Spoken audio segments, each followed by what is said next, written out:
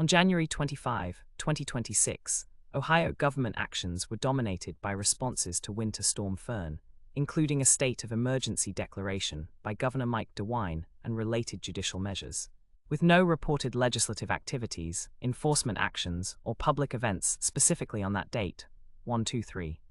Governor Mike DeWine's proclamation, issued in anticipation of the storm's impacts starting January 24, declared a state of emergency across the state due to extreme cold, wind chills below zero, significant snow, up to 12 inches in 36 hours, sleet, and freezing rain. 1-3. The proclamation activated the state's implied police powers under the 10th Amendment, Ohio Constitution Article III Section 5, and state laws, directing all state agencies and departments to provide services, equipment, supplies, and personnel for response and recovery efforts. 3. It specifically tasked the Ohio Emergency Management Agency, EMA, with coordinating state and federal responses to protect lives, safety, health, and property. 1-3. Additional directives included support from the Ohio State Highway Patrol and Ohio Department of Transportation for local communities, as per DeWine's Friday announcement, and suspension of normal purchasing rules by the Ohio Department of Administrative Services under revised Code Section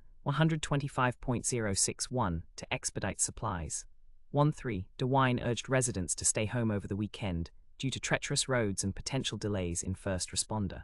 The Ohio Supreme Court issued administrative actions on January 25, 2026, extending filing deadlines affected by the closure of the Thomas J. Moyer Ohio Judicial Center to the public on January 26. 2. Specifically, documents due in the Supreme Court by January 26 could be filed on January 27. Ordered sua sponte, 2026 Ohio 220. 2. No major legislative activities, such as bill introductions, votes, or committee actions, were recorded for January 25, 2026. In available reports. 5. Similarly, no enforcement actions by agencies like the Ohio State Highway Patrol or environmental regulators were detailed for that specific date, though storm-related preparations implied heightened readiness. 1-3. Public events were absent, with government focus on emergency warnings rather than gatherings. DeWine's related public statements emphasized precautions against extreme cold and carbon monoxide risks, referencing prior winter incidents, but not tied to January 25 events. 4-6.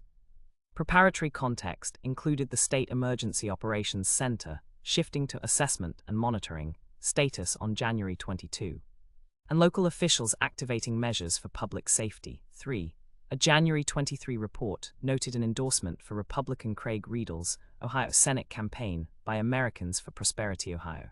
But this was campaign-related, not a government action. 5. Overall, actions reflected unified executive and judicial responses to the storm, with no conflicting reports across sources. 1-2-3-5.